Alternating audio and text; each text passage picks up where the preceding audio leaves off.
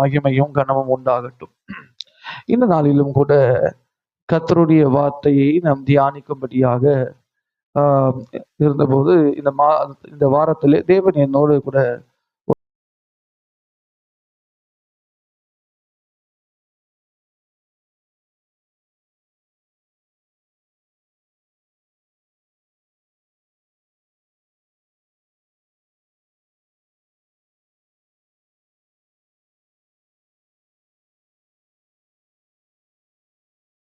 சந்தர்ப்பங்கள், தேவனுடைய கோபம் மோசேயின் மேல் மூண்ட அல்லது தேவனுடைய கோபம் மோசேயின் மேல் எழும்பின 3 சந்தர்ப்பங்களை குறித்து இந்த நாளிலே நாம் தியானிக்க இருக்கிறோம். கர்த்தருடைய நாமத்துக்கு மகிமை உண்டாகட்டும். இதற்கு திறவுகோல் வசனமாக 2 வசனங்களை வாசிக்கலாம். யாத்திராகமும் 4ஆம் அதிகாரம் 14வது வசனம் மற்றும் சங்கீதம் 2:12 இந்த 2 வசனங்களை வாசிக்கலாம். கர்த்தர் மோசேயின் மேல் கோபம் மூண்டவராகி லேவியனாகிய ஆரோன். சங்கீதம் 2:12 வாசிக்கலாம். சங்கீதம் 2:12. குமாரன் கோபம் கொள்ளாமலும் நீங்கள் வழியிலே அழியாமல் இருக்கும்படிக்கு அவரை முத்தம் செய்யுங்கள். கொஞ்ச காலத்திலே அவருடைய கோபம் பற்றி எரியும். அவரை அண்டிக் கொள்ளுகிற யாவரும் பாக்கியவான்கள். கண்களை மூடுவோம். எங்களை நேசிக்கிற நல்ல பிதாவே, இந்த நாள் இந்த தியானத்துடைய கரத்தில் ஒப்பு கொடுக்கிறேன். ஆண்டவரே, எங்களுக்கு வேண்டிய கர்த்தாவே ஆலோசனைகளையும் எங்களுக்கு தந்து உடைய வேத வசனம் எங்களுக்கு உணர்வை தரும்படியாகும். எங்கள் கண்கள் இந்த வேதத்தோட அதிசயங்களை பார்க்கும்படி திறந்திருக்கும்படியாக ஜெபிக்கிறோம் கர்த்தாவே. ஆண்டவரே ஸ்தோத்திரம். இந்த வார்த்தைகள் எங்களுக்கு புத்தி தெளிவை உண்டு பண்ணட்டும். ஆசீர்வதியும் கர்த்தாவே. இயேசுவின் நாமத்தில் வேண்டிக் கொள்கிறோம் நல்ல பிதாவே, ஆமென். கர்த்தருடைய நாமத்துக்கு மகிமை கனம் உண்டாகட்டும். மோசேயின் மேல் தேவனுடைய கோபம் மூண்ட 3 சந்தர்ப்பங்களை குறித்து இன்றைக்கு நாம் வேதத்திலே தியானிக்க இருக்கிறோம். நல்லா கவனிங்க. யார் இந்த மோசே? மோசே யார்? வேதம் சொல்லுகிறது, பூமியில் உள்ள சகல மனிதரிலும் சாந்த குணம் உள்ளவன். பூமியில் உள்ள சகல மனிதர்களிலும், இது சொன்னது யாருன்னா கர்த்தர் சொன்னது சாட்சி. இந்த மோசே யார் அப்படின்னு சொன்னா, வேதம் சொல்லுகிறது உபாகமம் 34:12 கர்த்தரை முகமுகமாய் அறிந்த மோசேயை போல ஒரு தீர்க்கதரிசியும் அப்புறம் எழும்பவில்லை. யார் இந்த மோசே? தேவனை முகமுகமாய் அறிந்த இந்த மோசேயை போல அதற்கு பின்னால வேறொரு தீர்க்கதரிசி என்ன செய்யலையாம்? எழும்பவில்லை.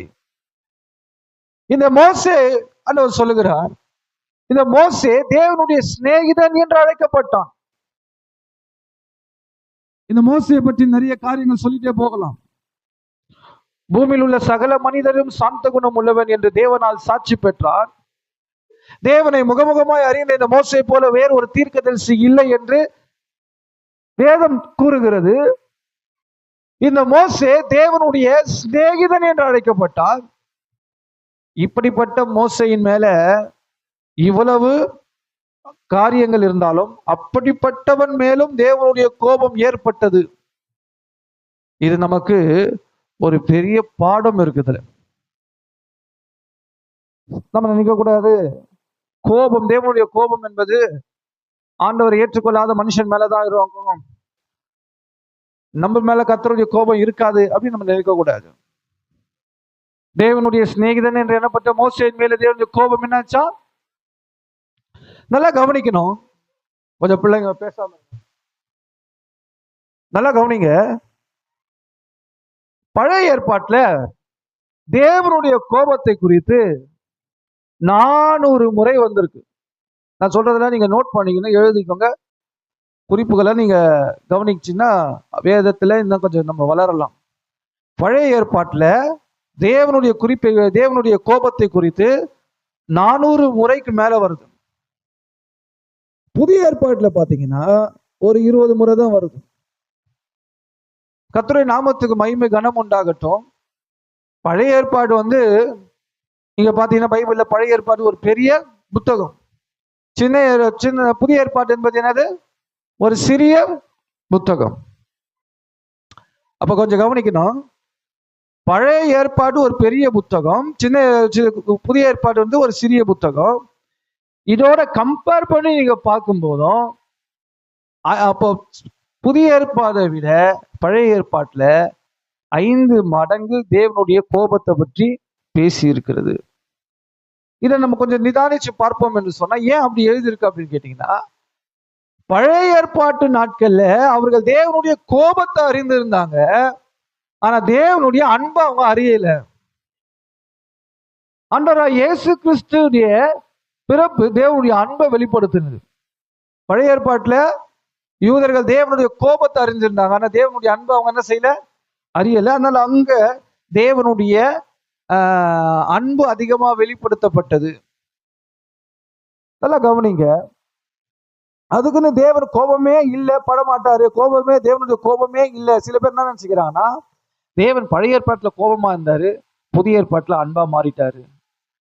வேதம் சொல்கிறது, தேவன் நேற்றும் இயேசு நேற்றும் இன்றும் என்றும் அன்று சொல்றாரு, நான் கர்த்தர். தேவன் பழைய ஏற்பாட்டிலே அன்பாதான் இருந்தாரு, புதிய ஏற்பாட்டிலே அன்பாதான் இருந்தாரு. பழைய ஏற்பாட்டிலேயும் ஒரு கோபம் இருக்குது, புதிய ஏற்பாட்டிலேயும் ஒரு கோபம் இருக்குது. என்ன? பழைய ஏற்பாட்டுல கோபத்தை தேவன் அதிகமா வெளிப்படுத்தி இருக்கிறாரு, புதிய ஏற்பாட்டுல அன்பை அதிகமா வெளிப்படுத்தி இருக்கு. இதை குறித்து கொஞ்சம் விளக்கமா சொல்லணும்னு சொன்னா, நீங்க புதிய ஏற்பாட்டுல சிலர் இன்னைக்கும் வசனங்களை வியாக்கியானம் பண்றவங்க, இயேசு புதிய ஏற்பாட்டுல தசம பாவத்தை பத்தி சரியா பேசல, நிறைய பேசல, ஒன்னு ரெண்டு தான் பேசியிருக்கிறாரு. இயேசு புதிய ஏற்பாட்டுல அந்த ஓய்வு நாளை பத்தி பேசல. ஏன் பேசல அப்படின்னு பாத்தீங்கன்னா, அந்த நாட்கள்ல ஓய்வு நாளை அனுசரிக்கிறதுல, தசமபாகம் காரியத்துல பரிசேயர்கள் மிக 100% சரியா இருந்தாங்க.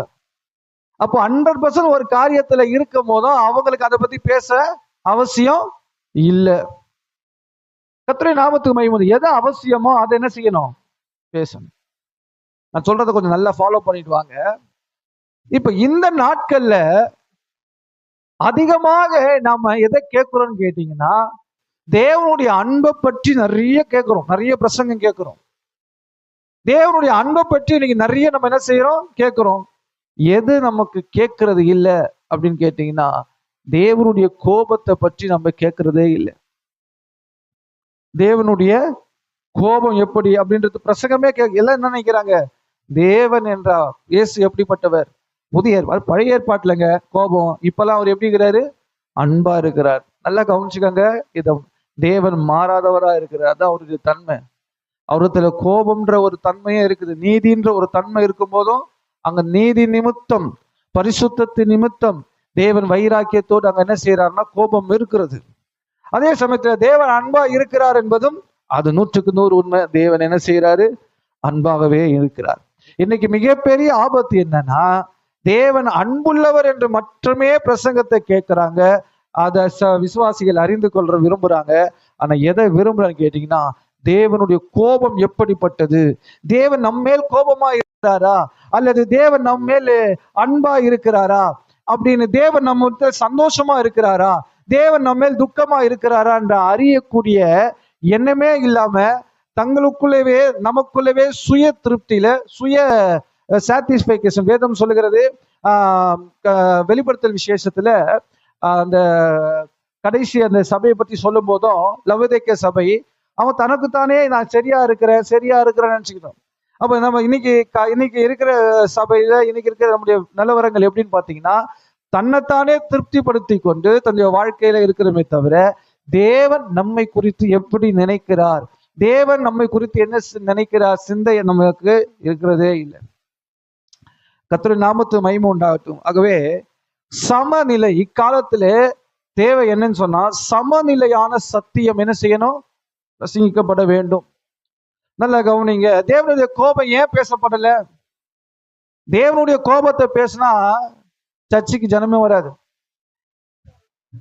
தேவனுடைய கோபத்தை பேசினா சபைக்கு வரமாட்டோம். உன்னை தாளாட்டுறோம், ஏசப்பா உன்னை உயர்த்துவாரு, உன்னை ஆசீர்வதிப்பாரு, உன்னை அப்படியே சொல்லிட்டு இருந்தா சந்தோஷம். எல்லாருக்குமே, யாருக்குமே கஷ்டம் இல்லை. ஆனா நீ உண்மையா இருக்கணும், நீ பொய் சொல்லக்கூடாது, உன் ஜீவியம் சீரா இருக்கணும். இது என்ன செய்யாது, இல்ல அது கசப்பு. நல்ல கவனிங்க. கர்த்தருடைய நாமத்துக்கு மகிமை உண்டாகட்டும். தேவனுடைய கோபம் ஏன் பேசப்படுவது இல்லைன்னு சொன்னா, கூட்டம் வராது. கர்த்தருடைய நாமத்துக்கு மகிமை உண்டாகட்டும். எது முக்கியம்? ஆனா தேவனுடைய கோபத்தை பற்றியே நாம் அறிந்து கொள்ளல. தேவனுடைய கோபம் என்பது எந்த இடத்துல வருதுன்னா, தேவனுடைய நீதி, தேவனுடைய பரிசுத்தம் என்ற இடத்துல தான் தேவன் எப்படி இருக்கிறாரு? அதுல தேவன் கடினமா இருக்கிறார். வேதம் சொல்லுகிறது, அவர் பட்சிக்கிற அக்கினியா இருக்கிறார். எப்படி தேவன் அன்பா இருக்கிறாரோ அதே பக்கத்துல தேவன் பட்சிக்கிற அக்கினியா இருக்கிறார். நம்மிடத்துல அவர் நீதியை எதிர்பார்க்கிறார். ஏன் நம்ம நீதியை ஏன் தேவனுடைய கோபத்தை பத்தி பேசுறது இல்லை அப்படின்னா, ஜனங்களை பயங்குறுத்தக்கூடாது. என்ன செய்யக்கூடாது? ஜனங்களை பயங்குறுத்தக்கூடாது அப்படின்னு சில பேருக்குள்ள நரகத்து கேட்டாலே ஏன் இப்படி பேசுறாங்க அப்படின்னு பேசுவாங்க. கர்த்தருடைய நாமத்துக்கு மகிமை உண்டாகட்டும். இன்னைக்கு தேவனுடைய கோபத்தை குறித்து ஜனங்களுக்கு என்ன இல்லைன்னு கேட்டீங்கன்னா, ஒரு சரியான அறியாமையில் இருக்கிறாங்க. அதனால என்ன செய்யுதுன்னா, அவளுடைய வாழ்க்கையில தேவனுடைய சமூகத்துல போய் அடைய முடியாது. தேவனுடைய அன்பும் காமிக்கணும், தேவனுடைய கடினம், அந்த கண்டிப்பு, அந்த தேவனுடைய கோபம் என்பதும் ரெண்டுமே சேர்ந்துதான் நம்மளை வழி நடத்தணும். ரெண்டுமே சேர்ந்து நம்மளை என்ன செய்யும்? பரலோக ராஜ்யத்துக்கு வழி நடத்தும். பாருங்க, தேவனுடைய சிநேகிதன் என அழைக்கப்பட்டு தேவனோடு கூட பல முறை அவர் தனித்து புசிக்கவும் இல்லாம குடிக்கவும் இல்லாம தேவனே கதின்னு இருந்தார் மோசே. உலகத்தில் உள்ள பூமியில் உள்ள சகல மனுஷரிலும் சாந்த உலகம் தேவனாலே சாட்சி பெற்றார். முகமுகமாய் அவரை அறிந்த அவரை போல ஒரு தீர்க்கதரிசி அப்புறம் என்ன செய்யலையா? எழும்பல. இவ்வளவு காரியங்கள் இருந்தும் அந்த மோசேயின் மேலும் தேவனுடைய கோபம் இருந்தது. கர்த்தருடைய வசனம் சொல்லுகிறது, இப்ப நம்ம தியானிச்ச போல சங்கீதத்துல பார்த்தோம், கொஞ்ச காலத்திலே அவருக்கு கோபம் என்ன செய்யுமா? அப்போ என்ன செய்யணும்? நம்ம என்ன செய்யணுமா? அவர் பாதத்தை முத்தம் செய்யுங்கள். அவருடைய கோபத்தை ஆற்றணும்னா என்ன செய்யணும்? அவருடைய கோபத்தை ஆற்றணும்னா என்ன செய்யணும்? வேதம் சொல்லுகிறது, சொல்லிக் கொடுக்க என்னது? அவருடைய பாதத்தை முத்தம் செய்யுங்கள். அல்லேலூயா. கொஞ்சம் எல்லாரும் நீங்க கவனிக்கணும், நல்ல வசனத்தை கவனிக்கணும். 3 சந்தர்ப்பங்களிலே வேதத்துல சொல்லப்பட்டிருக்கிறது, தேவன் மோசேயின் மேல் என்ன செய்தாரா? கோபம் கொண்டார். வாசிக்கலாம். முதலாவது, நான் 3 காரியத்தை நம்ம சொல்லிடுறேன், குறிப்பை எழுதிக்கோங்க. முதலாவது, தேவன் கோபப்பட்டனுடைய சந்தர்ப்பத்தின் காரணம் முதலாவது யாத்திராகமம் 4:14 இருக்கிறது. அவன் சாக்கு போக்கு சொல்லி கொண்டிருந்ததுனால தேவன் கோபப்பட்டார். தேவனுடைய கோபம் ஏன்? சாக்கு போக்கு சொன்னதுனால தேவன் கோபப்பட்டார். 2வதுன்னு சொல்லுவேன்னா, யாத்திராகமம் 4ஆம் அதிகாரம் 24-26 வரைக்கும் அந்த வசனங்கள் நீங்க வாசித்து பார்த்தீங்கன்னு சொன்னா, அதுல சமரசம் செய்து கொண்டதினாலே தேவன் கோபப்பட்டார். இதெல்லாம் நம்ம பின்னால விளக்கும் போது தெரியும். கொஞ்சம் பேசாதீங்க, கொஞ்சம் பாருங்க. 3வது காரியம், அவன் சாந்த குணத்தை இழந்ததினாலே தேவன் கோபப்பட்டார். இது என்னாகமம் 20:10-12 வசனங்கள் இருக்கிறது. இதை குறித்து நான் இன்னைக்கு சில தியானங்களை உங்களுக்கு முன்பாக வைக்கிறேன். நீங்க தொடர்ந்து இதை வீட்டுல போய் புரட்டி, வேதத்தை புரட்டி வசனத்தை பாருங்க. இங்க கேட்டும் போதும் புரிஞ்ச மாதிரி இருக்கும். இன்னொரு தடவை போய் நீங்க வேதத்தை தியானிக்கும் போது அது உங்க இருதயத்துல நிற்கும். அல்லேலூயா. முதலாவது இந்த வசனத்தை வாசிக்கலாம். யாத்திராகமம் 4:14 வாசிங்க. அப்பொழுது கர்த்தர் மோசேயின் மேல் கோபம் உண்டவராகி, லேவியனாகிய ஆரோன் உன் சகோதரன் அல்லவா, அவன் நன்றாய் பேசுகிறவன் என்று அறிவேன், அவன் உன்னை சந்திக்க. அதற்கு அவன், ஆண்டவரே, நீர் அனுப்ப சித்தமாயிருக்கிற யாரையாகிலும் அனுப்பும் என்றான். அப்பொழுது கர்த்தர் மோசேயின் மேல் கோபம் உண்டவராகி, அப்பொழுது கர்த்தர் மோசேயின் மேல், என்ன கவனிக்கிறீங்களா எல்லாரும்? அப்போது கர்த்தர் மோசேயின் மேல், நீங்க தான் சொல்லணும், மோசேயின் மேல் ஏன் கோபம் உண்டவர் ஆனாரு அப்படின்னு பாத்தீங்கன்னா, ஒரு தடவை 2 தடவை இல்ல, 5 முறை சாக்கு போக்கு சொல்றார். 5 முறை என்ன செய்யறான்? சாக்கு போக்கு சொல்றான். கர்த்தருடைய நாமத்து மகிமை உண்டாகட்டும். யாத்திராகமம் 3ஆம் அதிகாரம் 11ஆம் வசனத்துல அவர் சொல்றாரு, நான் யார்? நான் எம்மாத்திரம். நான் யாரு போய் சொல்றது? நான் எம்மாத்திரம். 2வது சொல்றாரு, உம்மை அனுப்பினது யாருன்னு கேட்டால் நான் என்ன சொல்லுவேன்? 3வது சொல்றாரு, அது 2வது 3:13 இருக்குது. 3:13. 3வதுல அவங்க என்ன நம்ப மாட்டாங்க. அவர் சொல்ற 3வது சாக்கு போக்கு, என்ன அவங்க நம்ப மாட்டாங்க. 4:1. 5வது ஒரு சாக்கு போக்கு சொல்றாரு. என்ன சொல்றாரு? சாக்கு சொல்றாரு, நான் திக்குவாயி, என்னால பேச முடியாது, நானு திக்குவாயி. 4வது. 5வது சொல்றாரு, வேற யாருன்னா அனுப்புங்க, ஐ ஆம் நாட் எலிஜிபிள், என்னால எல்லாம் நானும் இல்ல, அதுக்கு தகுதியான ஆட்கள் இருப்பாங்கல்ல யாரையாவது, அவங்கள அனுப்புங்க. இந்த 5 முறை அவன் சாக்கு போக்கு சொல்லிட்டே இருக்கும் போதுதான் ஆண்டவருடைய கோபம் என்ன செஞ்சிருச்சு?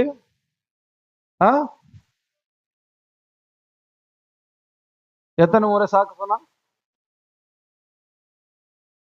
இந்த சைடுல சொல்லுங்க, எத்தனை முறை சாக்கு சொன்னா? 5 முறை என்ன சொல்றான்? ஒண்ணா சொல்றான். ஆண்டவர் சொல்றாரு, என் ஜனங்களுடைய வேதனை நான் கேட்டேன், உபத்திரவத்தை பார்த்தேன், அதனால இறங்கி வந்திருக்கிறேன், உன்னை அனுப்புறேன் அப்படின்னு சொல்லும் போதும், நான் ஏமாத்துறோம், நான் யாரு போறதுக்கு? ஆண்டவர் திரும்ப, நீங்க இந்த 2 அதிகாரத்தை நீங்க வாசிச்சு பாத்தீங்கன்னு சொன்னா, 2 அதிகாரத்திலையும் தேவன் பேசின வார்த்தைகள் அதிகம். மோசே பேசின வார்த்தை அந்த 5 வார்த்தை தான். அந்த 5 வார்த்தை என்னன்னா சாக்கு தான் சொல்லிட்டு இருக்கிறான். திரும்ப கேட்கிறேன், மோசே எத்தனை தடவை சாக்கு சொன்னா? எத்தனை தடவை? 5 தடவை. நம்ம எத்தனை தடவை சொல்றோம்? நம்ம மோசே 5 தடவை சொன்னா நம்ம 50 தடவை சொல்ற ஆளா இருக்கும். 50 தடவை சொல்ற ஆளு. சில பாத்தீங்கன்னா தண்ணி போடுற ஆட்களை பாத்தீங்கன்னா, குடிக்கிற ஆட்களை அவன் என்ன சொல்லுவான் தெரியுமா? சொல்லுவாங்க தெரியுமா? துக்கமாச்சு குடிச்சிட்டேன் அப்படின்னு. சரி, துக்கமா இருந்து குடிக்கிறேன். திடீர்னு சந்தோஷமா இருந்தா, சந்தோஷமா இருந்தது, செலிப்ரேஷன் பண்றோம், சும்மா எல்லாருமே சந்தோஷம், அது குடிக்கிறான். அவன் ஏதாச்சும் ஒரு என்ன செய்யறாங்க காரணம். நீங்க ஸ்கூல்ல பிள்ளைங்கள பாருங்க, ஸ்கூல்ல இருக்கிற பசங்க, அவங்க சொல்ற சாக்குலாம் பயங்கரமா இருக்கும். பயங்கரமா இருக்கும். திங்கக்கிழமை தான் என்ன வந்துடும், வயிறு வரும், ஜுரம் வரும். இது போல பிள்ளைங்கள்ல இருந்து பெரியவங்க வரைக்கும் எல்லாருமே என்ன செய்யறோம்? நிறைய காரியங்களை சாக்கு போக்கு சொல்லிட்டு தான் இருக்கிறோம். ஆனா இந்த சாக்கு போக்கு ஆண்டவர்கிட்ட சொல்லியிருந்தா எப்படி? இந்த சாக்கு போக்கு ஆண்டவர் ஒரு தடவை, நல்லா கவனிங்க, நம்மள போல ஆண்டவர் வந்து எதிர்த்தோம் கவுத்தோன்னு பேசுறவர் இல்லை, செய்யறவர் இல்லை. இந்த மோசையோட பேசுறாரு. அவன் சொன்னாரு, நான் ஏமாத்துறேன், இப்ப நான் கூட இருக்கிறேன்ப்பா. ஏன்னா நம்ப மாட்டாங்க. சரி, நான் உனக்கு அற்புதம் செய்யறதுக்கு சக்தி எல்லாம் தரேன், இதெல்லாம் செய், இதெல்லாம் பண்ணு, அதெல்லாம் பண்ணு, நான் உன் கூட இருப்பேன், நான் அப்படி என்னென்னவோ வாக்கெல்லாம் கொடுக்குறாரு. நான் உன் நண்பன், இந்த இடத்துல வந்து நீங்க என்ன ஆராதிப்பீங்க, என்னென்னமோ பேசி பாக்குறாரு. இந்த ஆள் மசிய மாட்டுறோம். நான் என்ன பண்ண மாட்டேன், யாராவது சாக்கு போக்கு சொல்லிட்டே இருக்கிறாப்புல, சாக்கு போக்கு சொல்லிட்டே இருக்கிறான். சிலர்லாம் சர்ச்சில் எங்கிட்ட ஒரு நிறைய சாக்கு போக்கு சொல்லுவாங்க. நமக்கே தெரியும் இவங்க சொல்றதெல்லாம் என்ன செய்யுது, நம்ம கேட்டுதான் ஆகணும். சாக்கு போக்கு. ஆனா கர்த்தருடைய காரியத்துல யார் சாக்கு போக்கு சொல்லாம இருப்பாங்க அப்படின்னு கேட்டீங்கன்னா, கொஞ்சம் யோசித்து பாருங்க. இந்த வசனத்தை தியானிக்கும் போது உங்களுக்கு வெளிப்படும். சுயம் உடைக்கப்பட்டவன் தான் சாக்கு போக்கு சொல்ல மாட்டான். நான் சொல்ற வசனத்தை திரும்ப வாசிக்கும் போது நான் உங்களுக்கு புரியும். நல்லா கவனிங்க. தேவன் நம்முடைய திறமைய பார்த்து கூப்பிடல. அப்பா உன்னை விட்டா எனக்கு வேற ஆளு இல்லப்பான்னு சொல்லல. ஐயோ உன்னைதாம்மா நம்பி இருக்க, உன் திறமை உள்ள ஆளுப்பா அப்படின்லாம் ஆண்டவர் சொல்லல. ஆண்டவர் திறமை எதிர்பார்க்கல, நம்ம கீழ்ப்படுகிறோமான்னு பாக்குற. உனக்குள்ள கீழ்ப்படிதல் இருக்கா? சொன்னா செய்வானா? அவன் தான் ஆண்டவருக்கு வேணும். அதனால ஆண்டவர் என்ன சொல்றாரு, 5 தடவை அவன் சாக்கு போக்கு சொல்லிட்டே இருக்கிறான் பாருங்க. ஆண்டவருக்கு கோவம் வந்துருச்சு. நீங்க இந்த சம்பவத்தை நீங்க வாசிச்சு பாத்தீங்கன்னா, கோவம் வந்து ஆண்டவர் பெருசா செஞ்ச மாதிரி தெரியாது. என்ன செஞ்சார் கொஞ்சம் வாசிங்க. அப்பொழுது கர்த்தர் மோசேயின் மேல் கோபம் உண்டவராகி, லேவியனாகி ஆரோன் உன் சகோதரன் அல்லவா, அவன் நன்றாய் பேசுகிறவன் என்று அறிவேன், அவன் உன்னை சந்திக்க புறப்பட்டு வருகிறான், உன்னை காணும் போது அவன் இருதயம் மகிழும். கவனிங்க, இது என்ன ஒரு கோவப்பட்டு செய்யற வேலையா இது? ஒருத்தர் கோவம் வந்துச்சுங்க. கோவம் வந்தா ஒரு ரியாக்ட் எப்படி பண்றாருன்னா, நீ பேச மாட்டேன், என்னால முடியாது, என் திக்குவாயி, நான் போக மாட்டேன், பேச மாட்டேன்னா ஆண்டவர் உடனே கோவம் வந்துச்சான். நீ பேசணும், உன் அண்ணன் இருக்கிறான், உன் அண்ணன் அனுப்புறேன், உன் அண்ணனை கூட கூட்டணும் போன்ட்டாரான். இதுதான் கோபம். வேத வல்லுநர்கள் சொல்றாங்க, தேவன் மோசேக்கு வைத்திருந்த திட்டம் பகிர்ந்தளிக்கப்பட்டுருச்சு. ஆரோனை இந்த இடத்துல கொண்டு வரதுக்கு தேவனோட திட்டம் இல்லை. தேவன் வேதம் சொல்லுகிறது, தேவன் ஆரோனை போல அழைக்கப்பட்டால் ஊழியன்றது அது வேற சம்பவம், வேற காரியத்துல ஆசாரியன் ஊழியத்தை. ஆனா பெரிய ஊழியத்தை தேவன் கொடுக்கிறதுக்கு யாரை நம்பி இருந்தாருன்னு கேட்டா மோசே நம்பி இருந்தார். ஆனா இந்த மோசேனுடைய கீழ்ப்படியாமையினாலே அவனுடைய பெரிய திட்டம் என்ன ஆயிடுச்சுன்னு கேட்டீங்கன்னா, தேவன் அவனுக்கென்று வைத்திருந்த அந்த உயர்ந்த திட்டம் இருக்கு பாத்தீங்களா, தேவனுடைய பிளான் இருக்கு பாத்தீங்களா, அதோடைய தரம் குறைந்து போய்விட்டது. நான் சொல்றத கொஞ்சம் நல்லா கவனிங்க. உங்களை குறித்து உள்ள தேவனுடைய சித்தம் திட்டம் ஒண்ணு இருக்கு பாத்தீங்களா, பிளான். அந்த பிளான் வந்து தேவனிடத்திலே நம்ம சாக்கு போக்கு சொல்லி அதை நம்ம தேவனுக்கு கீழ்ப்படியாமல் போகும்போதும் அந்த தரம் குறைஞ்சு போயிடும். தேவன் உனக்கென்று வைத்திருக்கக்கூடிய உயர்வுன்னு ஒண்ணு இருக்கு பாருங்க, ஒரு ஆசீர்வாதம், ஒரு மேன்மைன்னு ஒண்ணு இருக்கு பாருங்க, அது குறைஞ்சிரும். அதுதான் மோசேக்கு உண்டாச்சு. சரி, மோசே ஏங்க கீழ்ப்படியில? ஏன் தேவனே வந்து முச்சதியில அவ்வளவு வந்து செய்து அப்படியே தேவனே டைரக்டா யாரோட தீர்க்கதரிசி போய் சொல்லல, இன்னொருத்தர் போய் பேசல, மோசையோட கர்த்தர் முகமுகமா டைரக்டா பேசுறாரு. ஏன் மோசையால போக முடியல? நீங்க மோசே போல நம்ம அநேகர் இருக்கிறோம். என்ன அப்படி நம்ம இருக்கிறோம்? நம்ம சுயம் உடைக்கப்படாமல் இருக்குது. என்ன சுயம் உடைக்கப்படல? கர்த்தருடைய நாமத்துக்கு மகிமை கனம் உண்டாகட்டும். நீங்க கர்த்தருடைய நாமத்து மகிமை உண்டா வேதத்தை நீங்க வாசித்து பார்ப்பீங்கன்னு சொன்னா, அப்போஸ்தலர் 7ஆம் அதிகாரம் 23 அதுல இருந்து வாசிக்கலாம். 23ல இருந்து வாசிங்க. அப்போஸ்தலர் 7:23ல இருந்து வாசிங்க. தொடர்ந்து வாசிக்கலாம். 40 வயதான போது இஸ்ரவேல் புத்திரராகிய தன்னுடைய சகோதரரை கண்டு சந்திக்கும்படி அவனுடைய இருதயத்துல எண்ணம் உண்டாயிற்று. மோசேயினுடைய இருதயத்துல ஒரு எண்ணம் உண்டாயிற்று. இதுதான் அவனுக்குள்ள உண்டான ஒரு அழைப்பு. தேவன் முச்சதியில தான் மோசே அழைத்தா நீங்க நினைக்காதீங்க. மோசேயின் இருதயத்துக்குள்ள ஒரு அழைப்பு இருந்தது. அவன் என்ன நினைச்சான், இந்த ஜனங்களை சந்திக்கிறதுக்கு தேவன் தன்னை தெரிந்து கொண்டார் என்று அப்பவே அவனுக்குள்ள தெரிஞ்சது. அந்த இது இருந்து அவன் என்ன நினைச்சானா, நான் பெற்றுக்கொண்ட இந்த விஷயம், இந்த அழைப்பை என் சகோதரர்களும் புரிந்து கொள்வார்கள் என்று நினைத்தான். நல்லா கவனிங்க, சில நேரங்கள்ல மற்றவங்க நம்மளை புரிந்து கொள்வார்கள் நினைக்கிறது தப்பு. சில நேரத்துல நம்ம எல்லாரும் புரிந்து கொள்ள மாட்டாங்க. வாசிங்க, தொடர்ந்து வாசிங்க. அவர்களில் ஒருவன் அநியாயமாய் நடத்தப்படுகிறதை அவன் கண்டு அவனுக்கு துணை நின்று எகிப்தியனை வெட்டி துன்பப்பட்டவனுக்கு நியாயம் செய்தான்.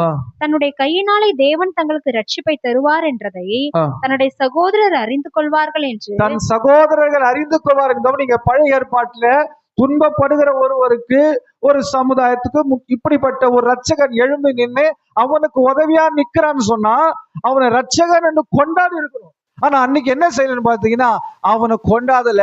அவனை என்ன பண்ணான்னு கேட்டீங்கன்னா, அவங்களுக்கு புறக்கணித்தார். இவன் நினைச்சான், என் சகோதரருக்கு போய் நான் ஹெல்ப் பண்ணேன்னா அவங்க என்ன அங்கீகரிப்பாங்க. ஆனா இவன் செய்த நன்மைக்கு இவன் துணை செய்தான். அவங்க கேட்டாங்க, நீ யார் எனக்கு அதிகாரியா இருக்கிறது என்று அவளை புறக்கணித்தார்கள். அவனை புரிந்து கொள்ளவில்லை, அவனை புறக்கணித்தார்கள். அவனுக்கு நல்ல ஒரு வெல்கம் கிடைக்கல. தேவன் அவனை அழைத்த போது அவனுக்கு என்ன கிடைக்கல, ஒரு வரவேற்பு கிடைக்கல. அவன் காயப்பட்டு போனான். எந்த ஜனங்களுக்காக துன்பத்தை அனுபவிக்கணும்னு சொல்லி தன்னுடைய அரண்மனையே விட்டு வந்தானோ, அதே ஜனங்கள் அவனை காயப்படுத்தும் போது அவனுடைய இருதயம் காயப்பட்டது. அவன் அங்கிருந்து ஓடி போகிறான்.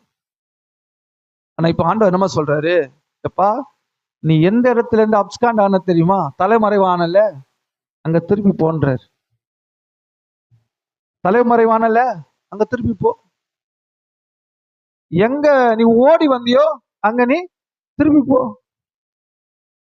யாரு உன்னை உன் நன்மைக்கு தீமை செஞ்சாங்களோ அவங்களுக்கே திரும்பி போய் நன்மை செய். உன்னை உடாசில படுத்துனாங்க பாத்தீங்களா, அவங்களுக்கு தான் நீ உதவி செய்யணும், நீ போன்ற. இத கொஞ்சம் யோசிச்சு பாருங்களேன். நம்மள எங்கன்னா ஒரு இடத்துல அவமானமோ அல்லது மரியாதை குறைவா நம்மளை நடத்திட்டாங்கன்னா அந்த இடத்துல நம்ம போறதுக்கு ரொம்ப யோசிப்போம். மோசே இதேதான், மோசையோட ஸ்டாண்ட் இதுதான். அந்த ஜனத்துக்கு தான் நான் போய் என்ன செய்யணும், உதவி செய்யணும்னு நினைச்சேன். ஏன் ஜனம், இந்த ஜனத்துக்காக நான் என் அரண்மனையே விட்டேன், என் வாழ்க்கையில இருக்க எல்லா சுகபோகத்தை விட்டேன். இவங்களுக்காக துன்பத்தை தெரிஞ்சுட்டு நான் வந்தா இவங்க என்ன செய்யறாங்க பாத்தீங்கன்னா, என்னைய புறக்கணிக்கிறாங்க, என்னை புரிஞ்சு கொள்ள மாட்டான், என்னை உதாசீனப்படுத்துறான். கொஞ்சம் நம்ம அந்த இடத்துல வச்சு மோச இடத்துல நீங்க வச்சு யோசிச்சு பாருங்க. உங்களை துரத்துற இடத்துல, அல்லது நீங்க எங்க இருந்து நம்மள அவமானப்பட்ட இடத்துல, அல்லது நமக்கு நன்மைக்கு தீமை செஞ்ச இடத்துல ஆண்டவர் நம்மளை அனுப்புறான்னு சொன்னா நம்ம என்ன செய்வோம்? மோசையா அதே நிலைமையில் தான், ஐயோ அந்த இடத்துக்கா என்னால போக முடியாது. அதுக்குதான் அவன் என்னென்னமோ சொல்றான், என்னால என்ன திக்குவாயி, எனக்கு பேச தெரியாது, என்னால போக முடியாது, என்னென்னமோ சொல்லி பார்க்கிறான். கர்த்தர் அவனை விடுற போலவே இல்லை. ஹல்லேலூயா, ஹல்லேலூயா. கர்த்தருடைய நாமத்துக்கு மகிமையும் கனம் உண்டாகுது. இன்றைக்கு கொஞ்சம் யோசிச்சு பாருங்க. நம்ம சுயம் உடைக்கப்பட்டாதான் தேவனுக்கு நம்ம என்ன செய்ய முடியும், கீழ்ப்படிய முடியும். நமக்கு பிரியமானதை செய்யணும், நமக்கு இஷ்டமானதை செய்யணும், எல்லாம் செஞ்சிருவோம். கொஞ்சம் கவனிங்க. எனக்கு பிடிச்ச ஒரு காரியத்தை என்ன செய்யன்னு சொல்லும் போதும் அதுல எனக்கு கஷ்டம் கிடையாது, ஈஸியா செஞ்சிடலாம். ஆனா ஆண்டவர் எப்பவுமே எனக்கு பிடிக்கும்ன்ற வேலையை ஆண்டவர் எனக்கு செய்யும்னு சொல்ல மாட்டார். நம்ம என்ன நினைக்கிறோம்னா, ஒரு காரியத்தை தேவன் நமக்கு சொல்லும் போது, ஒரு காரியத்தை செய்யணும், எனக்கு பிடிக்குதான்னு பாக்குறது இல்ல, இது கர்த்தருக்கு பிரியமானு பார்க்கணும். அநேக வேலையில நம்முடைய ஈகோ, நம்மளுடைய காரியம், இதைதான் நம்ம முன்னால கொண்டு வரோம். நான் அவமானப்பட்டோம், நம்ம உதாசீனம் பண்ணப்பட்டோம், நம்ம இதைதான் நம்ம முதல்ல கொண்டு வரோம். ஆனா எதை கொண்டு வரணும்னா, சரி இது என் பகுதியில் இதெல்லாம் இருக்கட்டும், ஆனா இத கர்த்தர் விரும்புறாரா, இத கர்த்தர் விரும்புறாரான்னு பார்க்கணும். நம்ம அதான் பாக்குறது இல்லை. அது யார் பாப்பான்னு கேட்டீங்கன்னா, சுயம் உடைக்கப்பட்டவன் தான் சாக்கு போக்கு சொல்ல மாட்டோம். அல்லேலூயா. தேவன் நம்ம சொல்ற நிறைய சாக்கு போக்கெல்லாம் தேவன் ஏற்றுக்கிறதே இல்லை.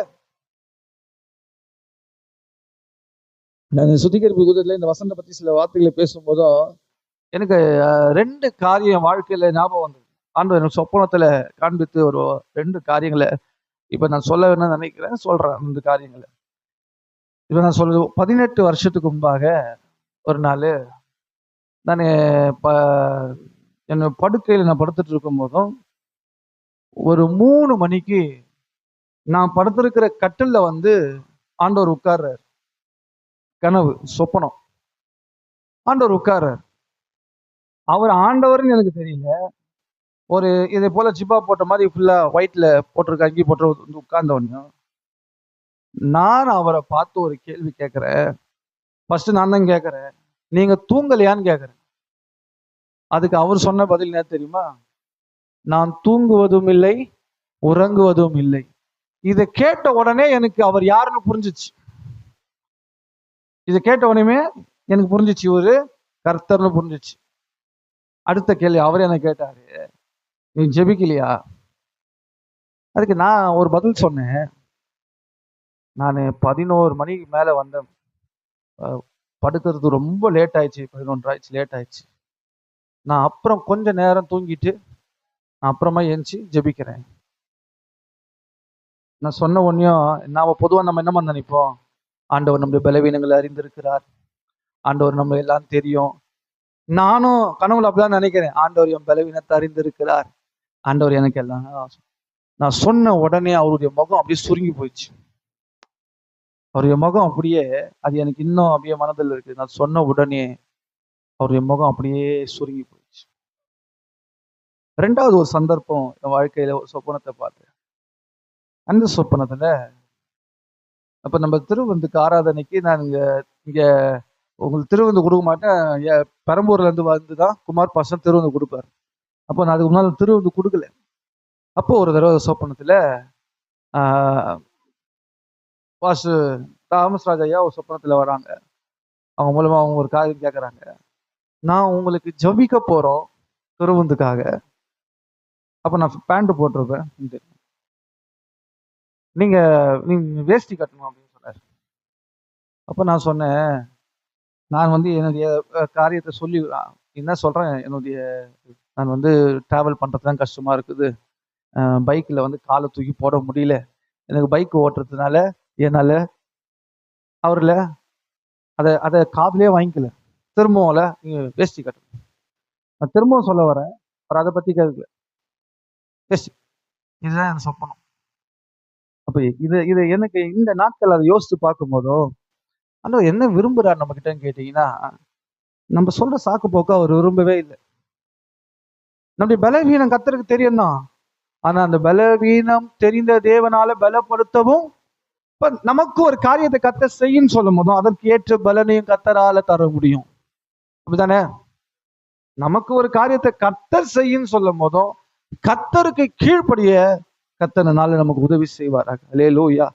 எப்ப அவருக்கு கீழ்ப்படிய முடியும்னு கேட்டீங்கன்னா, என்னுடைய காரியம், என்னுடைய மாம்சம், என்னுடைய சுயம், என்னுடைய மேன்மை பாராட்டுதல், என்னுடைய ஈகோ, என்னுடைய காரியம், இதெல்லாம் நான் முன்னால வைக்கும் என்ன செய்ய முடியாது? கர்த்தருக்கு என்னால கீழ்ப்படிய முடியாது. என் சுயம் உடைக்கப்பட்டா நான் என்ன ஆனாலும் நான் அவமானப்படுறேன்னா, துக்கப்படுறேன்னா அது பிரச்சனை இல்லை. நீங்க விரும்புறீங்களா? நான் செய்யறேன் ஆண்டவரே. இன்னைக்கு நீங்க அதை சொல்லி பாருங்க, செஞ்சு பாருங்க. கர்த்தருடைய மகிமை உங்கள் வாழ்க்கையில காண்பீர்கள். அல்லேலூயா, அல்லேலூயா, அல்லேலூயா. அவருக்காகவே, அல்லேலூயா, அவருக்காகவே அனைத்தையும் இழந்தாலும் அதை மகிமை என்றெண்ணிடுவே. அவருக்காகவே அனைத்தையும் இழந்தாலும் அதை மகிமை என்றெண்ணிடுவே. அல்லேலூயா, அல்லேலூயா, அல்லேலூயா.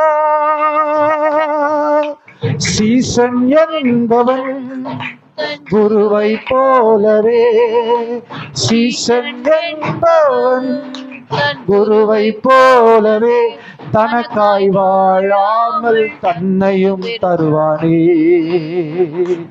தனக்காய் வாழாமல் தன்னை தருவானே. அல்லேலூயா. 2வது குறிப்பு, சமரசம் செய்து கொள்ளுகிறதை தேவன் என்ன செய்கிறார்? கோபப்பட்டார். எங்க கோபப்பட்டாராம்? இந்த வசனத்தை வாசித்து பாருங்க. யாத்திராகமம் 4ஆம் அதிகாரம் 24வது வசனத்தில் வழியிலே தங்கும் இடத்தில் கர்த்தர் அவனுக்கு எதிர்ப்பட்டு அவனை கொல்ல பார்த்தார். நல்ல கவனிங்க. 3-4 அதிகாரங்களை நீங்க வாசித்து பார்க்கும் போதும் இவர் தான் அவங்கிட்ட 5 தடவை அவன் சாக்கு போக சொன்னாலும் வலுக்கட்டாயமா அவனை கூப்பிட்டது யாரு? கர்த்தர். ஆனா வழியில என்ன செய்ய பண்ணாராம்? கொல்ல பார்த்தாராம். இது என்ன அநியாயமா இருக்குது அப்படின்ற மாதிரி இருக்கு படிக்கும் போதும் பைபிள்ல. சிலர் இதை பல விதமான வியாக்கியானங்கள் இதை குறித்து இருக்குது. இதுக்கு பல வியாக்கியானங்கள் இருக்குது, பல வியாக்கியானங்கள் சொல்றாங்க. இதுல நான் ஒரு காரியத்தை நான் பார்த்த வரைக்கும், கர்த்தருடைய நாமத்து மகிமை உண்டாகட்டும், இதுல நான் ஒரு காரியம் எல்லா வியாக்கியானையும் நம்முடைய மனசு ஏத்துக்காது, நம்முடைய ஆவி ஏற்றுக்கொள்ளாது. இல்ல ஒரு காரியத்தை நான் இங்க சொல்ல விரும்புகிறேன். கர்த்தருடைய நாமத்து மகிமை உண்டாகட்டும். இந்த விருத்த சேதனத்தை நிமித்தம் இங்க ஆண்டவர் என்ன பண்ணாரு? கோபப்படுகிறார். நீங்க அந்த வசனத்துல வாசிச்சு பாத்தீங்கன்னா, தொடர்ந்து வாசிங்க. அப்பொழுது சிப்போரால் கருக்கான ஒரு கல்லை எடுத்து தன் புத்திரனுடைய நுனித்தோலை அறுத்து அதை அவன் கால்களுக்கு முன்பாக எறிந்து, நீர் எனக்கு இரத்த சம்பந்தமான புருஷன், நீ எனக்கு இரத்த சம்பந்தமான புருஷன். அப்போ என்னன்னா, இங்க ஒரு விஷயம் என்ன ஆகுதுன்னா, பிரச்சனை என்னன்னா, இங்க விருத்த சேதனம். அப்போ அவனுடைய மோசேயினுடைய மகன் என்ன பண்ணப்படல? விருத்த சேதனம் செய்யப்படல. இந்த விருத்த சேதனம் என்பது ஆபிரகாமுக்கு தேவன் கொடுத்த உடன்படிக்கையா இருக்குது. ஒவ்வொரு பிள்ளைகளுக்கும் தன் பிறந்த பிள்ளைய என்ன செய்யணும்? உடன்படிக்கை செய்யணும். கடவுளுக்காக அவன் உடன்படிக்கை செய்யணும் அப்படின்னு அவளுக்கு கொடுக்கப்பட்ட நியமனம். இந்த மோசே அவன் சிறு பிள்ளையா இருக்கும் போதே 3 மாசம் அவன் வீட்டுல இருந்தான். அப்போ மோசே விருத்த சேதனம் செய்யப்பட்டவன். ஆனா மோசே என்ன செய்யலன்னு கேட்டீங்கன்னா, தாம் பிள்ளைக்கு என்ன செய்யல? விருத்த சேதனம் செய்யல. ஏன் தாம் பிள்ளைக்கு விருத்த சேதனம் செய்யல? ஏன் தாம் பிள்ளைக்கு விருத்த சேதனம் செய்யல அப்படின்னா, இவனுடைய மனைவி யாரு அப்படின்னு கேட்டீங்கன்னா, சிப்போரால் ஒரு மீதியானிய ஸ்திரீ. மனைவி யாரு? மீதியானிய ஸ்திரீ. இவங்க என்னன்னு கிடையாதுன்னா, ரத்தம் சிந்துறது, இந்த குழந்தைக்கு விருத்த சேதனம் வந்து ஒரு ரத்த சிந்தப்படக்கூடிய ஒரு காரியம். இத இவங்க என்ன செய்யல? விரும்பல, செயல்பட விரும்பல, காரியங்கள் செய்ய விரும்பல. நல்லா கவனிங்க. கர்த்தருடைய நாமத்துக்கு மகிமை கனம் உண்டாகட்டும். இப்ப இத மோசே செய்திருக்கணும். கர்த்தருக்கு பயந்து அவன் உடன்படிக்கையே செய்திருக்கணும். அவன் ஏன் செய்யலன்னு கேட்டீங்கன்னா, தன் மனைவியை என்ன செய்ய நினைச்சா? சந்தோஷப்படுத்த, தன் மனைவியை திருப்திப்படுத்தும்படியாக இந்த உடன்படிக்கை அவன் செய்யாமல் தேவனை என்ன பண்ணிட்டான்? துக்கப்படுத்திட்டான். கர்த்தருடைய நாமத்துக்கு மகிமை கனம் உண்டாகட்டும். மோசே தன் மனைவியை பிரியப்படுத்த என்ன செஞ்சிட்டான்? தேவனை துக்கப்படுத்தினான். இன்னைக்கு நம்ம நிறைய பேர் என்ன செய்யறோம்னா, உறவுகளுக்காக தேவனுடைய உடன்படிக்கையை மீறுகிறோமா? இன்னைக்கு கேள்வி உங்களுக்கு என்னன்னா, உறவுகளுக்காக தேவனுடைய உடன்படிக்கையை மீறுகிறோமா? அல்லது தேவனுடைய உடன்படிக்கை தான் எனக்கு முக்கியம்னு இருக்கிறோம்? கொஞ்சம் நம்மள கர்த்தருடைய பந்திக்கு போறது நம்மளை நம்ம ஆராய்ந்து பார்க்கணும். நம்ம யாரை பிரியப்படுத்துகிறோம்? பவுல் சொல்றாரு, நான் மனுஷனை பிரியப்படுத்துவேன், ஆனால் நான் கர்த்தருடைய ஊழியக்காரன் அல்லவே. தான் மோசே கூப்பிட்டார், ஊழியத்துக்கு அழைச்சார். ஆனா கர்த்தருடைய வார்த்தையை அவன் சொல்ல போறதுக்கு முன்பதாக அவனுக்கு ஒரு காரியம் இருக்குது. இன்னைக்கு நம்ம எல்லாருக்குமே மற்றவங்களுக்கு புத்தி சொல்லணும்னா நம்ம தான் ஃபர்ஸ்ட்ல இருப்போம். எல்லாருமே எப்படின்னு கேட்டீங்கன்னா, நீங்க மற்றவங்களுக்கு புத்தி சொல்ல பாருங்களேன், எல்லாருமே அதுல இருப்பாங்க, நல்லா புத்தி சொல்லுவாங்க. ஆனா ஆண்டவர் சொல்றாரு, நீ மற்றவனுக்கு புத்தி சொல்றதுக்கு முன்னால, நாம மற்றவர்களுக்கு புத்தி சொல்றதுக்கு முன்னால நம்ம உடன்படிக்கை சரியா இருக்குதான்னு பார்க்கணும். மற்றவர்களுக்காக நம்ம செய்கிறது முன்பாக, ஊழியத்துக்கு முன்பாக நம்மளுடைய உடன்படிக்கைய சரியா இருக்கா? இல்ல உலகத்தோடு மாம்சத்தில் தேவனுக்கு சமரசம் பண்ணி கொள்றோமா? மற்றவர்களுக்காக உடன்படிக்கையை விட்டு விட்டு ஒரு சமரசம் பண்ணி கொள்ளுகிறோமா? ஓகே, பரவாயில்ல, இப்படியே இருந்துக்கலாம், பரவாயில்ல, தேவன் துக்கப்பட்டா பரவாயில்ல, ஆனா யார் துக்கப்பட்ட கூடாது?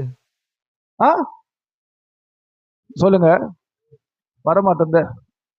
தேவ துக்கப்பட்டாலும் பரவாயில்ல, மற்றவங்க என்ன பண்ண கூடாது? கர்த்தருடைய நாமத்துக்கு மகிமை கனம் உண்டாகட்டும். இன்னைக்கு நம்ம இந்த காரியத்தை நம்மோடு கூட கர்த்தர் பேசுவாராக. தேவன் அங்க கொல்ல பாட்டாருன்னு, கொல்ல பார்த்தாருன்னா எப்படின்னா, சில நான் படிச்ச காரியம் இதுல பார்த்த ஒரு வியாதி அப்படின்னு சொல்லப்பட்டிருக்கு. அந்த தங்குற இடத்துல திடீர்னு ஒரு பெரிய பலவீனம், ஒரு வியாதி. ஒரு யூதர்களுடைய மரபுல என்ன பண்ணுதுதான், ஒரு தூதன் வந்தான் அப்படின்னு. எப்படியோ அங்க ஒரு காரியம் அவளுக்கு புரிஞ்சிருச்சு, சிப்போராளுக்கு, இது தேவன் உண்டு பண்ணக்கூடிய காரியம், இது தேவனால் உண்டான பயங்கரம். உடனே அவன் தெரிந்து கொண்டு என்ன செய்யறான்னா, உடன்படிக்கை செய்கிறான். மோசே தன் உடன்படிக்கை செஞ்சிருக்கிறான், அவங்க அப்பா அம்மா அவனுக்கு பண்ணியிருக்கிறாங்க. ஆனா இவன் என்ன செய்யல? தாம் பிள்ளைக்கு உடன்படிக்கை செய்யல. இன்னைக்கு சில பேர் எப்படி இருக்கிறான்னா, தான் ஓகே, தாம் பிள்ளைங்களை உடன்படிக்கை செய்யறாங்களா, அது பண்ண மாட்டான். என்ன சொல்றாங்க தெரியுமா? அது ஒரு டைம் வரங்க, கர்த்தர் அவங்க சந்திப்பார். என்ன சொல்றாங்க?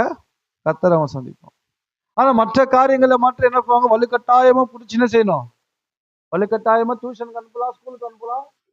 ஆனா எங்க வலுக்கட்டாயம் இது கட்டுறாரு பாத்தீங்கன்னா, இதுக்கு மட்டும் எப்படின்னு பாத்தீங்கன்னா, அது கர்த்தர் பார்ப்பார், கர்த்தர் சந்திப்பார். இது உலகத்துல சமரசம் செஞ்சு கொள்ளக்கூடாது. இந்த காரியங்கள்ல கர்த்தர் நம்மோடு பேசுவாராக. நமக்குள்ள ஒரு வைராக்கியத்தை கர்த்தர் உண்டு பண்ணுவாராக. உறவுகளுக்காக அல்லது மற்றவர்களுடைய மனுஷர்களை திருப்திப்படுத்துவதற்காக தேவனுடைய உடன்படிக்கையை மீறுகிறோமா? தேவனுடைய ஞானஸ்தான உடன்படிக்கை பண்ணி இருக்கிற நாம அந்த ஞானஸ்தான உடன்படிக்கையை யாருக்காக மீறுகிறோம்? இந்த ஞானஸ்தான உடன்படிக்கை யாருக்காக மீறுகிறோம்? தேவனோடு ஞானஸ்தானத்துல உடன்படிக்கை பண்ணியிருக்கிற நாம உறவுகளுக்காக சில உடன்படிக்கையை மீறுகிறோமா? அப்படின்னா நம்ம மேல தேவனுடைய கோபம் இருக்குதுன்னு புரிஞ்சுக்கோங்க. இன்னைக்கு யாராவது கர்த்தர் பேசுகிறாருன்னு நான் நினைக்கிறேன். உங்கள் ஞானஸ்தானத்திலே நீங்க செய்த உடன்படிக்கையை மற்றவர்களை பிரியப்படுத்த, மனுஷரை பிரியப்படுத்த நீங்க அந்த உடன்படிக்கையை நீங்கள் மீறுகிறீர்கள். ஆனா ஆண்டவருடைய கோபம் நம்ம மேல இருக்கிறத நீங்க புரிஞ்சுக்கணும். வசனம் சொல்லுகிறது, தேவன் அவனை என்ன பண்ண மாட்டாராம்? உள்ள பார்த்தார். எவ்வளவு பயங்கரமான வார்த்தை. இதை கர்த்தர் நம்மோடு கூட பேசுவாராக. மூன்றாவது சந்தர்ப்பம், இது ஒரு முக்கியமான சந்தர்ப்பம், நான் வேகமா சொல்லி முடிக்கிறேன். மூன்றாவது சந்தர்ப்பத்தில் நீங்க வாசித்து பார்க்கிறீங்கன்னா, அங்கே என்னாமும் 20ஆம் அதிகாரம் 10ல இருந்து வாசிக்கலாம். மோசேயும் ஆரோனும் சபையாரை கண்மலைக்கு முன்பாக கூடி வர செய்தார்கள். அப்பொழுது மோசே அவர்களை நோக்கி, கலகக்காரரே கேளுங்கள், உங்களுக்கு இந்த கண்மலையிலிருந்து நாங்கள் தண்ணீர் புறப்பட பண்ணுவோமா என்று சொல்லி தன் கையை ஓங்கி கண்மலையை தன் கோலினால் 2 தரம் அடித்தான். உடனே தண்ணீர் ஏராளமாய் புறப்பட்டது. சபையார் குடித்தார்கள், அவர்கள் மிருகங்களும் குடித்தது. பின்பு கர்த்தர் மோசேயும் ஆரோனையும் நோக்கி, இஸ்ரவேல் புத்திரரின் கண்களுக்கு முன்பாக என்னை பரிசுத்தம் பண்ணும்படி நீங்கள் என்னை விசுவாசியாமற் போனபடியினால் இந்த சபையாருக்கு நான் கொடுத்த தேசத்துக்குள் நீங்கள் அவர்களை கொண்டு போவதில்லை என்றார். கவனிங்க, ஆண்டவருடைய கோபத்தை பற்றி இங்க நீங்க கொஞ்சம் நல்லா பார்க்கணும். ஆண்டவர் தான் சொன்னாரு, வாக்கு பண்ணாரு. 3வது அதிகாரத்துல நீங்க வாசித்து பார்த்தீங்கன்னா, இந்த ஜனத்தை எகிப்திலிருந்து விடுதலையாக்கி பாலும் தேனும் கானானுக்கு நீ அவர்களை நடத்தி கொண்டு போகணும். அப்ப இந்த வேலையை கர்த்தர் ஆண்டவர் சொன்னார், நீ தான் அவங்களை என்ன செய்வ? கொண்டு போவ. ஆண்டவர் கொடுத்தாருங்க, ஆண்டவர் சொன்ன வாக்கு தான். ஆனா ஆண்டவர் என்ன சொல்லிட்டாரு? உன்னை நீங்க என்ன பண்ணக்கூடாது, அங்க போக கூடாது. வேதத்துல வாசி பாத்தீங்கன்னா, அவன் ஆண்டவர்கிட்ட கெஞ்சுறான்.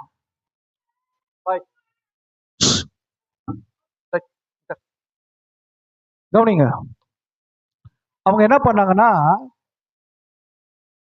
அவன் கெஞ்சுறான். இல்ல கொஞ்சம் கவனிங்க, எல்லாம் கவனிங்க. அவன் கெஞ்சுறான். ஆண்டவர் மனம் மாறல. சில நேரங்கள்ல சில காரியங்கள்ல ஆண்டவர் மனம் மாற மாட்டார். நம்ம நினைக்கிறோம் ஆண்டவர் சில நேரத்துல கெஞ்சினா அழுதா இறங்கிறார். உண்மைதான், ஆண்டவர் இரக்கம் உள்ளவர் தான். ஆனா சில காரியங்கள்ல தேவன் என்ன செய்ய மாட்டாராம். மோசே அவன் கேட்கிறான், அவன் சொல்ற, இதை திரும்ப என்ன செய்யாத, என்கிட்ட பேசாதன்ட்டார் ஆண்டவர். பைபிள்ல ஏசாவை பத்தி வேதத்துல வாசிக்கிறோம். அவன் அழுதும் மன மாறுதலை காணாமல் போனானாம். யாருடைய மன மாறுதல்?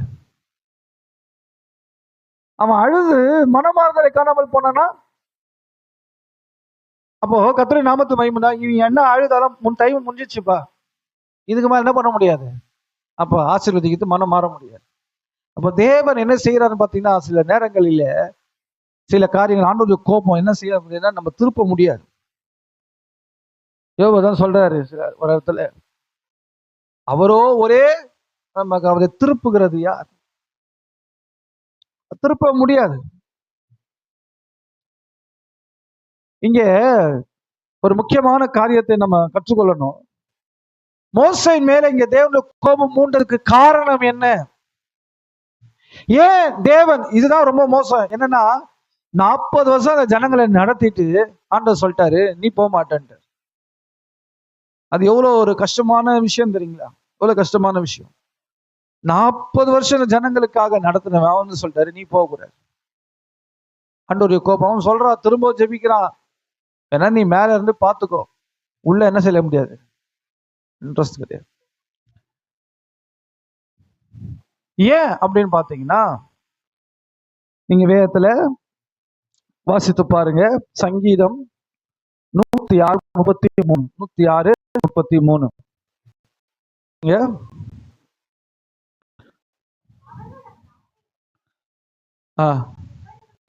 பேசினான்.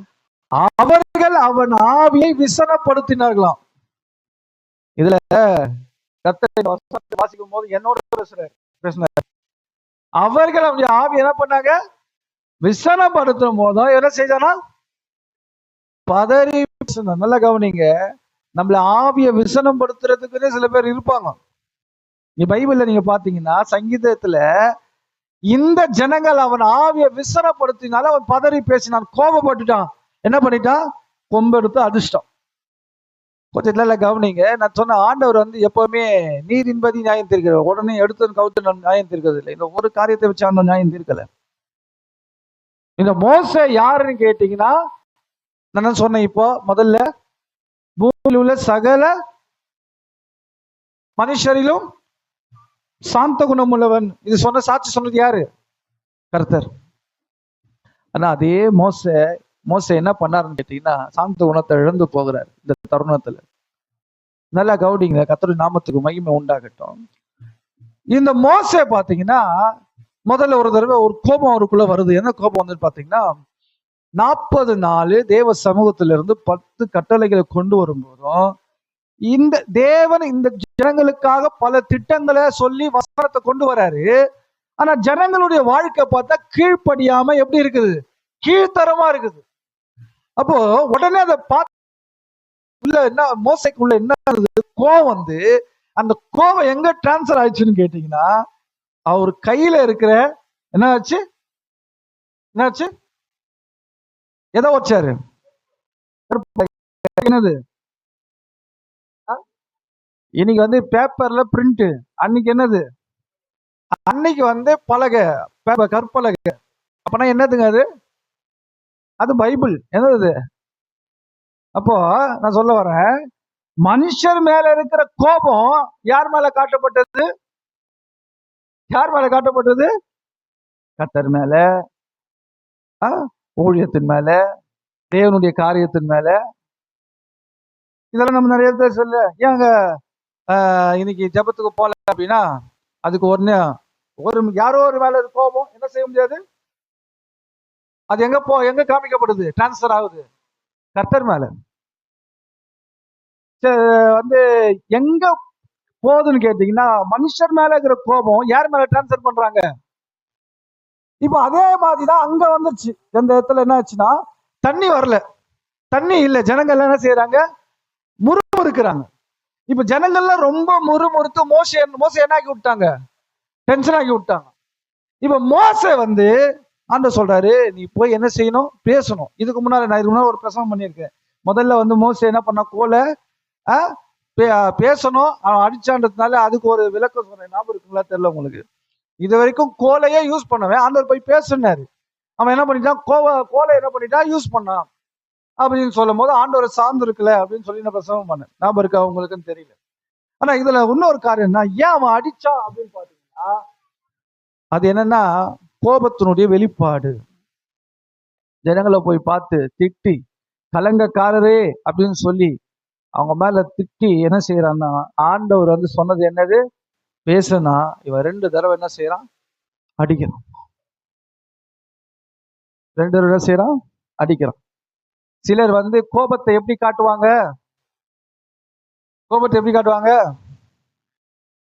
ஆட்கள் அடிக்க முடியாது, அதனால போய் என்ன பண்ணிட்டான், கண்மலையை அடிச்சிட்டான். அந்த சொல்லுங்க, கோபத்தை எதை காட்டுவாங்க, எதனா ஒண்ணு அடிச்சாதான் அந்த கோபம் உள்ளகத்து என்ன ஆயிடும், எதனா ஒண்ணு அடிக்கணும், இல்ல எதனா ஒண்ணு உடைக்கணும், அப்பதான் அந்த கோபம் என்ன செய்யும். சில பேருக்கு அப்படி ஆறும், அதை உடைக்காத வரைக்கும், அதை அடிக்காத வரைக்கும் அந்த கோபம் ஆறவே ஆறாது. மோசேக்கு பயங்கர டென்ஷன். இது ஜனங்க மேலும் காட்ட முடியாது, கர்த்தர் மேலேயும் காட்ட முடியாது. கொண்டு போய் என்ன பண்ணான்னா, கண்மலையோ ஓங்கி அடிச்சிட்டான். ஆனா சொல்றாரு, எப்பா உனக்கு இவ்வளவு கோபம் இருக்குதா, நீ போக முடியாதுப்பா. நீ என்ன செய்ய முடியாது, உள்ள போக முடியாது. நீ சாந்த குணத்தை இழந்துட்டிய. ஏதும் சொல்லுது, சாந்த குணம் உள்ளவர்கள் பூமியை, நீ அதை இழந்துட்டிய, நீ எப்படி சுதந்திரிக்க முடியும்? நீ போக முடியாது. இல்ல ஆண்டவரே அப்படி எப்படி, திரும்ப இதை பத்தி நீ பண்ணாத, திரும்ப இதை பற்றி இல்ல கவனிங்கள. ஆண்டவர் இப்படி ஒரு வார்த்தை நமக்கு சொன்னா நம்ம எப்படி இருப்போம்? நம்ம என்ன நினைக்கிறோம்னா, அநேக வேலையில ஆண்டவரை என்ன பண்ணிடலாம், நம்ம இஷ்டத்துக்கு வளைச்சிக்கலாம், ஜெபிச்சுக்கலாம் இறக்கத்தை. இல்ல, ஆண்டவருடைய கோபம்ன்ற ஒரு சூழ்நிலை, ஒரு காரியம் இருக்குது. அவர் நீதி செய்கிற தேவனா இருக்கிறார். அவர் என்ன செய்யறாரு, மனுஷனுடைய கோபம் தேவனுடைய நீதியை நடப்பிக்க மாட்டாது. யாக்கோபு 1:20 சொல்லுகிறார், மனுஷனுடைய கோபம் என்ன செய்யாதான், தேவனுடைய நீதியை நடப்பிக்க மாட்டாது. தேவனுடைய கோபத்தை மனுஷன் மேல என்ன செஞ்சிடாதீங்க, காட்டக்கூடாது. மனுஷன் மேல இருக்க கோபத்தை தேவன் மேல, தேவனுடைய ஊழியத்தின் மேலேயும் தேவனுடைய காரியத்தின் மேல என்ன செய்யக்கூடாது, காட்டக்கூடாது. தேவன் அந்த நேரத்துல என்ன ஆயிட்டாருன்னா மிகுந்த கோபம் அடைந்தார். இன்னைக்கு நம்ம ஒரு காரியத்தை இந்த வாசிக்கலாம் திரும்ப. இல்ல, முதல் வாசித்த வசனம் வாசிக்கலாம். சங்கீதம் 2:12 வாசித்து முடிக்க போறோம். சங்கீதம் 2:12. அப்படியே இதை முடிஞ்ச அப்புறம் பந்தி எடுக்கும் போதும் நீங்க அப்படியே இருக்கிற இடத்துல உட்காருங்க, எழும்பாதீங்க. ஒரு 5 நிமிடம் கர்த்தருடைய பந்தி முடியும். நீங்க 5-10 நிமிஷம் நம்ம எடுத்துக்கொள்வோம். இருக்கிற இடத்துல நீங்க அப்படியே உட்காருங்க, முட்டி போடுங்க, கையை காட்டுங்க. கர்த்தர் நம்மளை ஆசீர்வதிப்பாராக. அந்த ஒரு வசனத்தை மாத்திரம் வாசிக்கலாமா? குமாரன் கோபம் கொள்ளாமலும் நீங்கள் வழியிலே அழியாமலும் இருக்கும்படிக்கு அவரை முத்தம் செய்யுங்கள். அவரை முத்தம் செய்யுங்கள். கொஞ்ச காலத்திலே அவருடைய கோபம் பற்றி எரியும். நல்லா கவனிங்க, அவருடைய கோபம் பற்றி எரிய போகுது. அதற்கு முன்பாக நீங்க என்ன செய்யணும்னா, அந்த கோபத்தை ஆற்றணும்னா அவரை முத்தம் செய்யுங்கள். இந்த பாவியான ஸ்திரீ இயேசுவின் பாதத்தை என்ன பண்ணாலாம், என்ன பண்ணாலாம் சொல்லுங்க, யாரும் சொல்ல மாட்டீங்களே. கொஞ்சம் சத்தமா. முத்தம் செய்தால் இல்ல, ஓயாமல் முத்தம் செய்தால். அல்லேலூயா.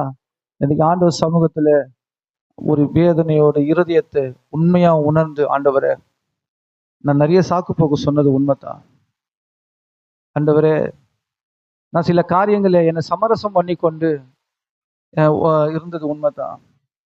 இந்த வாழ்க்கையில இந்த சாந்த குணத்தை இழந்தது உண்மைதான்.